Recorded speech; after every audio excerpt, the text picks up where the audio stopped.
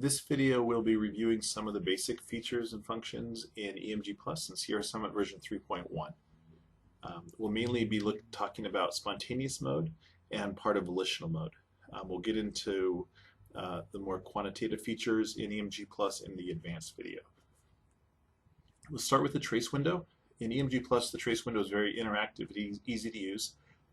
Anything you see, you can change.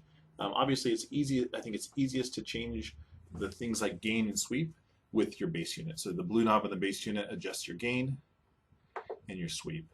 But things that you may not change as often are still very readily available to adjust. So if you click here on your filters, you can see all your filters and you can change them. You can turn your notch filter on and off. You can change your gain and sweep just by pointing and either scrolling your mouse wheel or clicking on either the gain or the sweep. Your trigger here, where you see it, just click and you can turn that different trigger modes on and off. Here you'll see the muscle you're in and the mode you're running. Your modes are in the F keys, so we're in spontaneous mode. The other modes are volitional, auto up, and interference pattern analysis. Raster overlay is F5, F6 is muscle scoring, which is where you'd score your muscles, and F7 is your navigator, where you select additional muscles or tests. In the top right corner of the window, in the trace window, you'll see a cogwheel. Anytime you see a cogwheel in Sierra Summit, that is how you change the settings or preferences of that particular window. So if we click in there, you'll see everything that relates to this window, from graticule, colors, the buffer length, etc. This is just another way to change between raster mode, and this is how you take a picture or a snapshot of what's in the trace window. The bottom section here is reserved for our buffer. The buffer is going to record X amount of seconds of data. Depending on what you have it set up at, it defaults to 60 seconds. So when you start recording, you'll see the buffer recording down here. It's just keeping it in short-term memory unless you want to save it to the study to look at later. So what's nice about this is as you're recording at any point, you can go ahead and just hit run stop on your bass unit, pause the recording, and now we can see all the data that's been recorded thus far, and you can just turn your yellow knob to review back and look through that data. Or you can click in this gray area below the buffer right here and drag anywhere and look through that data. If you want to play it back, just simply hit play, and now you're playing back what you already recorded. If you want to save it, you can just either hit store in the bass unit at any time, and that'll store everything that's in the buffer, or you can just click with your mouse store here, and that'll store that buffer. You can just keep a portion of the buffer if you'd like. So let's just say I wanted to keep just a section of this buffer for storage. So I'm going to just zoom in on this portion. So I click and drag a box, which zoomed in on that portion of data. So now we're just seeing that small portion of data across here. And now I can right-click and crop buffer. What that does is it saves just that section of the buffer with our study. Now we can go ahead and start running and start recording again. So anytime you're running EMG, it's always recording into short-term memory, at least typically your last 60 seconds of data. And again, you can pause that, review through that, zoom in on a section of that, zoom back out by pushing this button here. You can take a snapshot of anything in the trace window. So if I want to take a picture of this, I just click the camera, that takes a snapshot, and then I can go right back to record. So very easy to use, very intuitive. And again, you can do most of the stuff with just buttons and knobs in the bass unit, so you don't even have to touch the mouse. Now, there's two views in each mode in EMG Plus. So right now we're in view 1. You can see that here in the view button on the top of the screen. I can also push view on the bass unit, and that's how we toggle between our different views. So if I go to view 2 is set up as default with a trigger automatically turned on, and it's an auto trigger set to auto negative, so it's automatically adjusting to isolate the largest trace in that trace window. And in the bottom, you're seeing the trigger traces in trigger trace window. You're seeing the last 5 trigger traces. So it's very simple to go from your regular view where you're looking at EMG to take a closer look by hitting view, and now you're seeing a triggered trace, and you can get a closer look at the different traces that are triggering across the screen.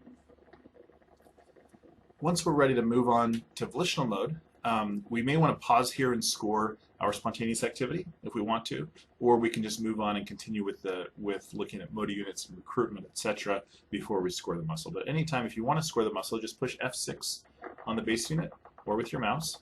That brings up the scoring window. I can probably actually pause that. The F6 brings up your scoring window, and here you can score. You can decide whether you want to use this entry table or not. Here's hide entry table. So the scoring window shows you the muscle and then the different scoring options. These are adjustable as well, so you can pick what drop-downs show up in your scoring table.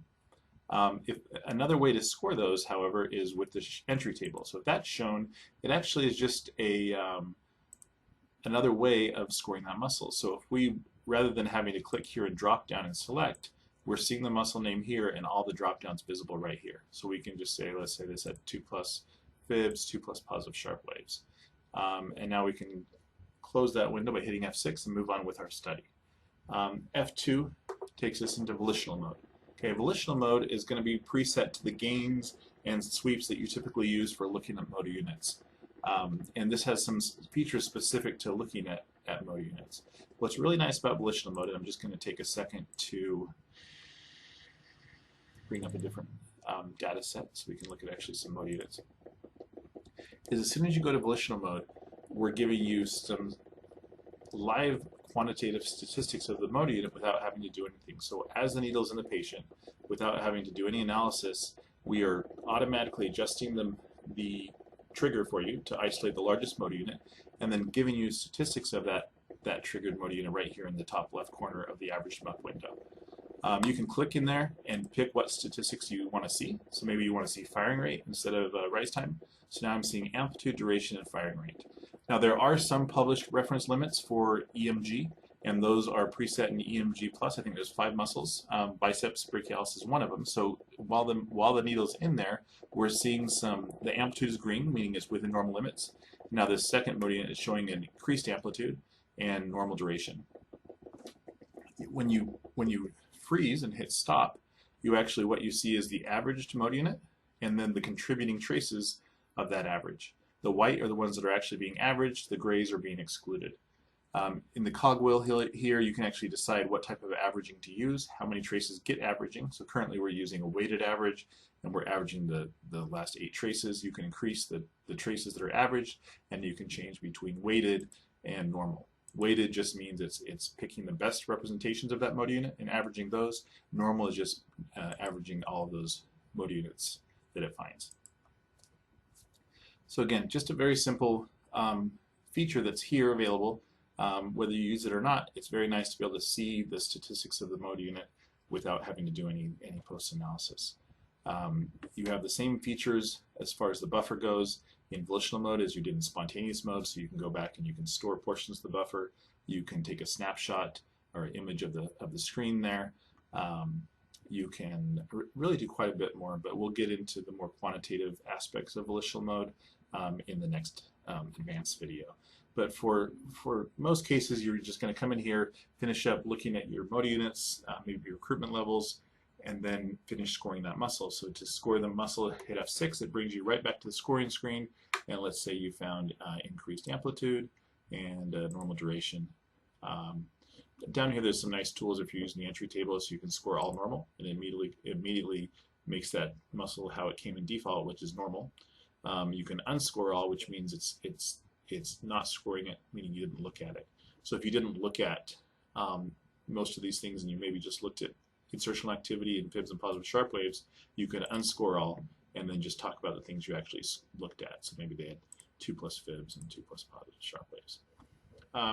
But again, the entry table is just optional. You can hide that and just do your typical drop down here to select your different drop downs. So that's how you acquire EMG data. That's how you can store snapshots, store buffers, review through the data, and then score the muscle at the end. F7 brings up the Navigator where you can select additional muscles to test. You can pick more than one muscle at a time, or you may have a study set up with a group of muscles already selected. So when you select that study, it drops all those muscles into the study window, and then you can go through those muscles one at a time just for better efficiency. This, again, was just to cover the basic functions and features. Look for the advanced video that will give you more information on the quantitative features of EMG Plus and how those can be helpful even for your basic EMG scans.